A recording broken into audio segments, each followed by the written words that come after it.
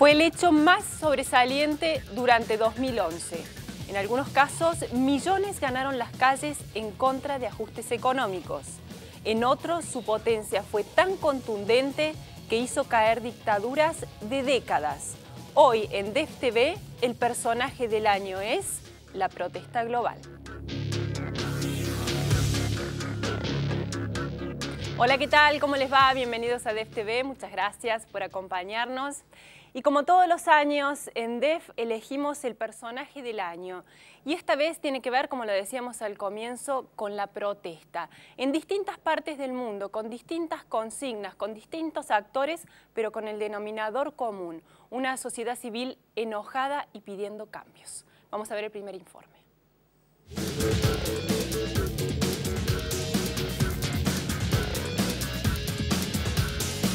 En 2007, DEF TV eligió como personaje del año a Vladimir Putin.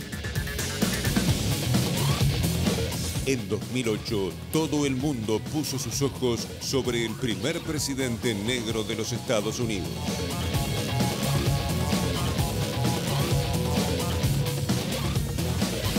En 2009, la elección de DEF TV para personaje del año recayó sobre un presidente latinoamericano que supo seducir al escenario político internacional.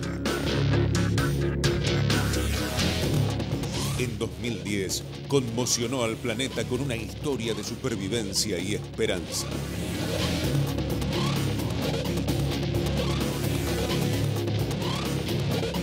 En 2011, para DEF TV, el personaje no es un político influyente o una celebridad. La figura del indignado manifestándose por las calles fue el fenómeno más representativo del año.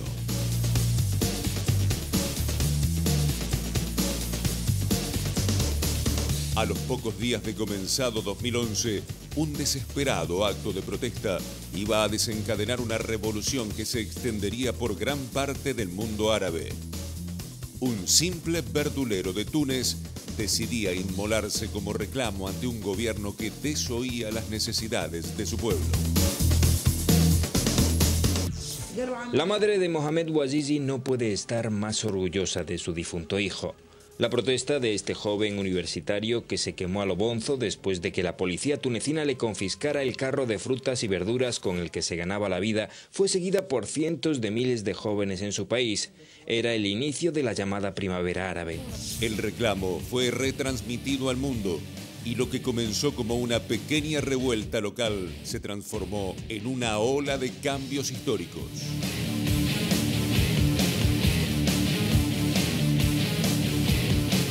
Millones comenzaron a percibir la magnitud de una protesta callejera. El estallido se extendió hasta Argelia y Jordania, donde miles de ciudadanos se manifestaron para pedir mejoras en sus condiciones de vida y reformas políticas reales. En Yemen, el pueblo se hizo oír y en Egipto comenzó a gestarse la semilla de una revolución de participación masiva. But former Egyptian dictator Hosni Mubarak is going on trial after seeing his regime crumble in the face of people power. A key American ally in the Middle East for 30 years, it was these protests of hundreds of thousands of people in Cairo's Tahrir Square in January and February that sealed his fate. Solo un mes después de las primeras expresiones, el efecto de la gente en las calles llegó a Libia. La fuerza del pueblo volcado a manifestarse derribó a otro régimen de décadas de poder absoluto.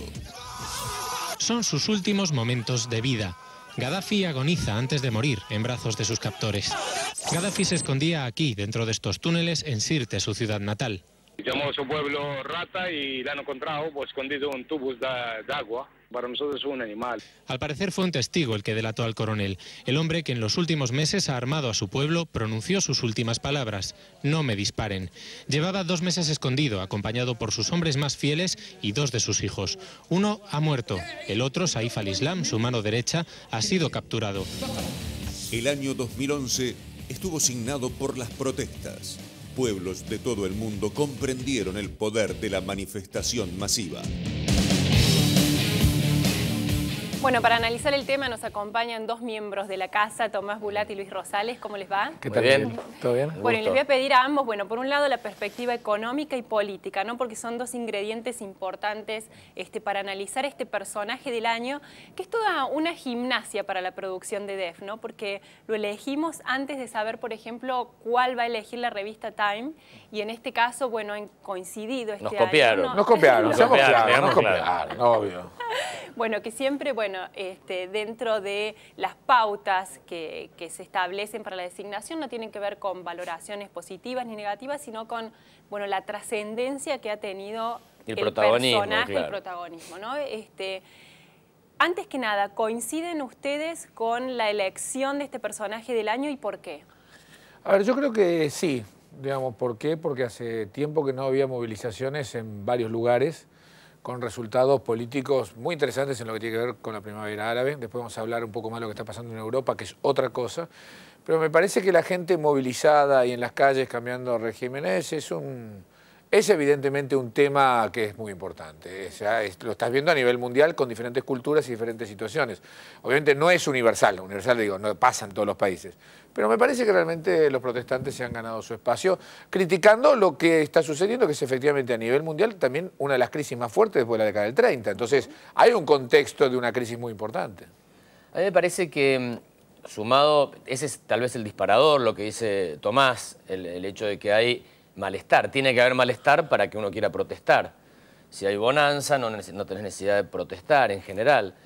Pero me parece que, tal vez, tomando en perspectiva, es muy acertada la elección, porque esto marca, habrá que ver si el tiempo verifica lo que digo, un cambio de paradigma a nivel mundial. A mí me parece que la consigna cambia, pero lo que sí está claro es que hay ahora una alternativa que no estaba antes. Me parece que tiene que ver, a veces se relativiza la influencia de las redes sociales, de Internet, de toda la virtualidad que ha permitido que grandes sectores de la comunidad, en algunos lugares más desarrollados, mucho más grandes, en los países europeos son muchos más los que están conectados y en los países árabes son una minoría, en China mucho más chicos, en Rusia, pero entienden que tienen herramientas ahora disponibles que no estaban antes para pasar por encima de los sistemas. Entonces, si hay un elemento en común en todas estas manifestaciones y en toda la protesta global, es que en general, aunque cambie la consigna, siempre hay algo de rebeldía, de revolución, de idea de cambio, inspirada tal vez por problemas económicos, problemas de bolsillos. En otros casos, a eso se le suma la necesidad de terminar con dictaduras, con situaciones injustas. Pero en general, me parece, lo que se ha instalado es que ciertos sectores de la sociedad está imbuida de un derecho especial que tiene ahora, que es el derecho casi de apretar un botón cuando la cosa no me gusta.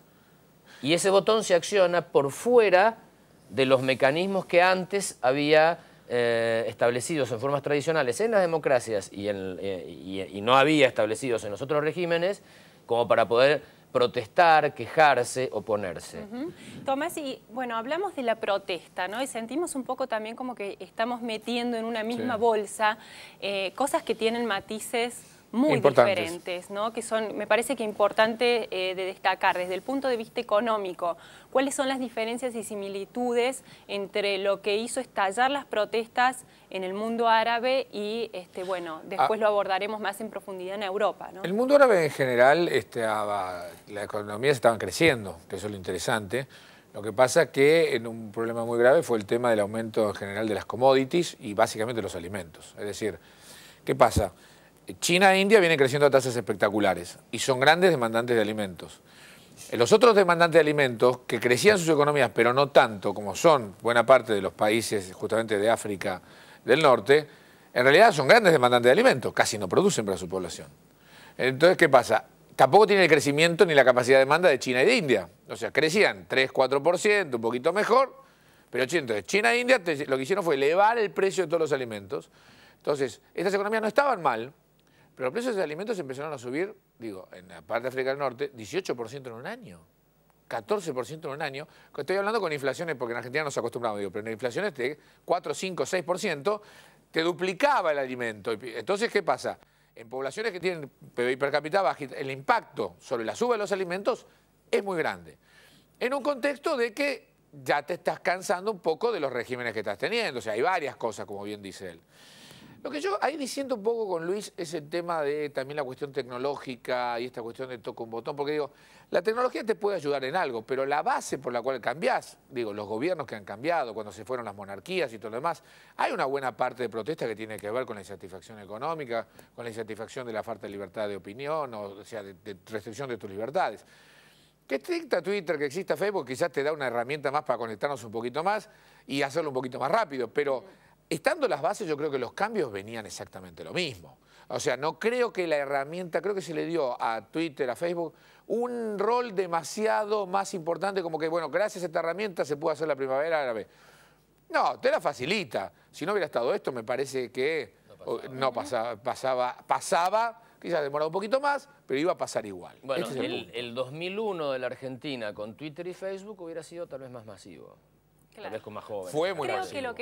Pero ya fue muy masivo. Digo, vos terminaste teniendo... Y no había Twitter y Facebook. Por eso, y tuviste las asambleas populares y todo lo demás. Es decir, el tema de las crisis económicas. Entonces, ¿qué es lo interesante de esto? Cuando empieza la crisis del 2008, vuelvo a insistir, es la segunda crisis más fuerte después de la crisis del 30, por el nivel de global que tiene.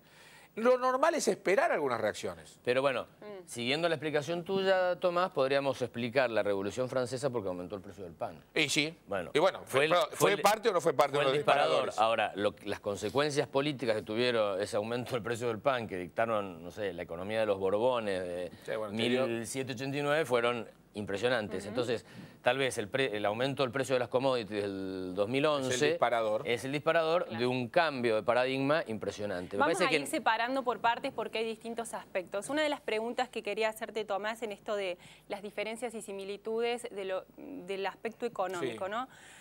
Algo que yo podría notar como denominador común en ambas protestas es la falta de expectativas de crecimiento de la población joven. Bueno, lo que pasa es que, y eso es muy interesante lo que está diciendo, ¿por qué tiene más impacto, entre otras cosas, la participación de la juventud en los países de África del Norte? Porque hay mucha juventud, son sociedades jóvenes. Sí. ¿Por qué tienen tan menos impacto en Europa? Porque son sociedades viejas, entonces la juventud es minoritaria.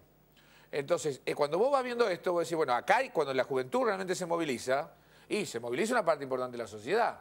Cuando se moviliza la juventud, y es una parte de la juventud en Europa, se moviliza una parte minoritaria de la sociedad. Es decir, esto cuando yo te digo, Alemania perdió 1 millón de personas en los últimos 5 años. España perdió 400.000 personas en los últimos 5 años. O sea, son sociedades que se van muriendo. Entonces cuando decís, la juventud protesta.